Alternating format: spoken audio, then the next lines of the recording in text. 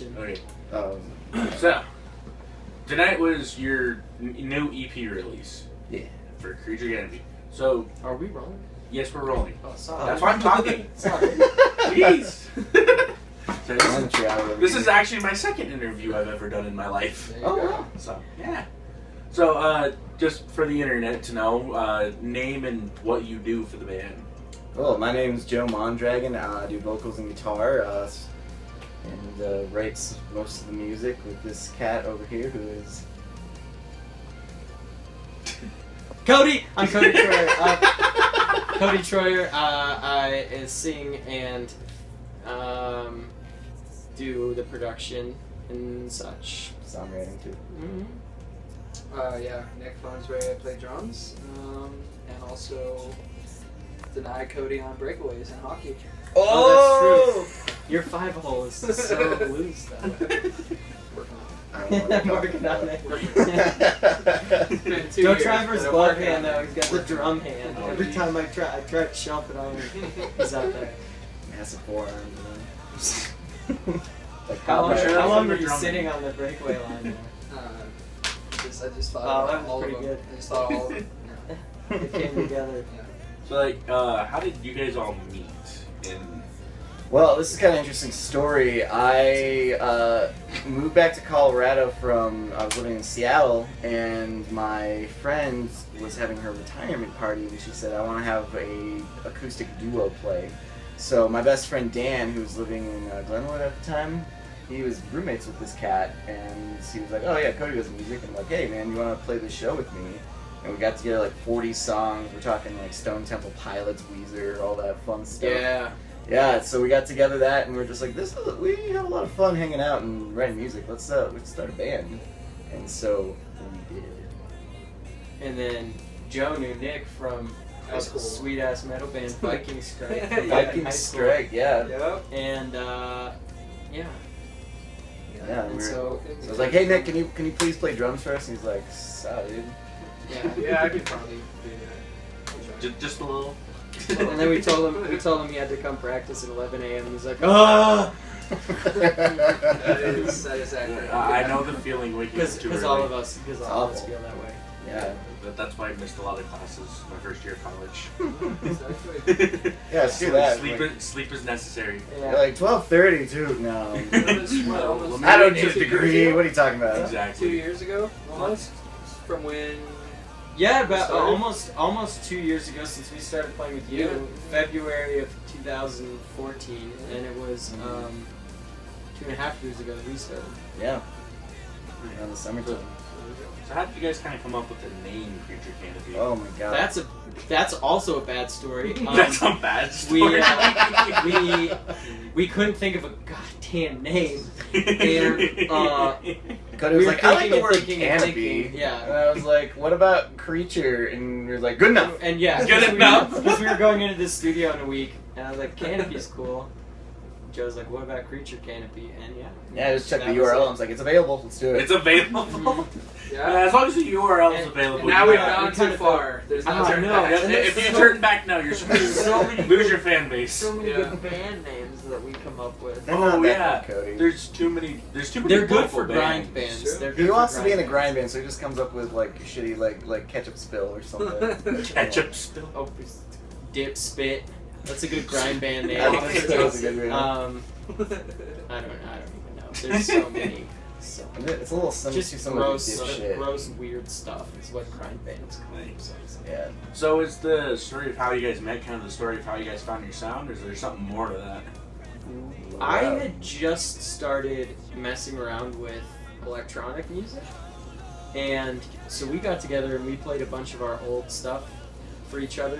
And it was all kind of like pop punky, rock, whatever. And then we messed around with one of the electronic things I was doing. And we're like, this is cool. This seems modern. And then we just started adding to it and adding guitar, and then slowly the rock thing just kind of built itself into it. In fact, because we had Nick play drums on all of the songs on our new EP, and the last one he played some. The first couple songs we did were all synth drums, and then the last EP was half and half, and this one is just full on. Yeah, it's mixing the electronic with the rock sound. So it's kind of hard because when we were first starting out, we're like, wow, our musical tastes are very polar opposite. But there's this little area right there. There's been diagrams like where it cross. mixes. Where it mixes, you know. So we're just like, all right, Passion Pit, Weezer, those kinds of bands. We'll work in that, guys. So we both like punk. We both like the indie pop scene. You know, bands like Churches. God, what's that one? Let's see my enemies. Oh, Rubble there's so Bucket, many. you know. Rubble Bucket, yeah, Yeah. I fucking love Rubble Bucket. Well, I like pop and metal. And Joe likes I like indie. classic rock, indie, you know, like those folk guys, you know, at school singing about, you know, killing themselves. And like, I dig that. And Nick's a professional drummer, so he likes that. He's just here for the ride. I like hip hop. And the paycheck. Yeah, right. And, So now the big question is, do you guys like your own music? Oh yeah. I'm just like It listening makes to it all the standards, time. A little bit too much. I'm just like, I should not be listening to my own music this much. I'm just, you know, it's like smelling your own fart right there. Oh yeah. Oh, more. But I think it goes in waves, right? Because like when you first write something, you're just like, yeah! And you first come up with the idea, and then you're like, okay, this is terrible. You listen a week later, and then you draft it, and then you love it again, and then you finally go into the studio, and you start recording it, and you love it again, and then when it's done, you hate it again, and then you release it. And that's the first time anybody hears it, is by the time you're like tired of it. Yeah. yeah, basically. So since this is your second EP, how's it feeling having two of them out there now? Feels great, man. It's like when you have a beer, like at 2 beers, you're like, this is much better. Yeah, Makes sense. I'm Double not fisting wrong. it, you know. Double fisting them EPs. It feels good. I don't know if it's like specific. It's just kind of like you just kind of keep putting stuff out, right? So Yeah. I don't know. And you guys played great tonight, and Oh, thank you. yeah. Hell yeah. And I had it in my head. Give me a second. Let me find it again. So like, how do you guys kind of come up with the whole brain? Where are you? Find all the different bands you guys had open for you tonight. That is me. I actually go to school at UC Denver, so I've known a lot of these guys from past shows and just working in the scene. Like, for example, Medic is kind of funny. Back in the day, they used to play this thing called Spare Parts, which was a battle of the bands led by Isaac Slade for this, Fray. like, yeah, I would say the Fray. And they used to do that competition. I can't remember. It was like Saving Daylight or something that they were in. And so I knew them from Medic, and I just hit them up and was like, "Hey guys, let's play a show." We know the guys from Compass and Cavern who just came to our show before, and I knew Medic or Optic Nerd from going to school with Chris. Yeah, Which one? Because we played.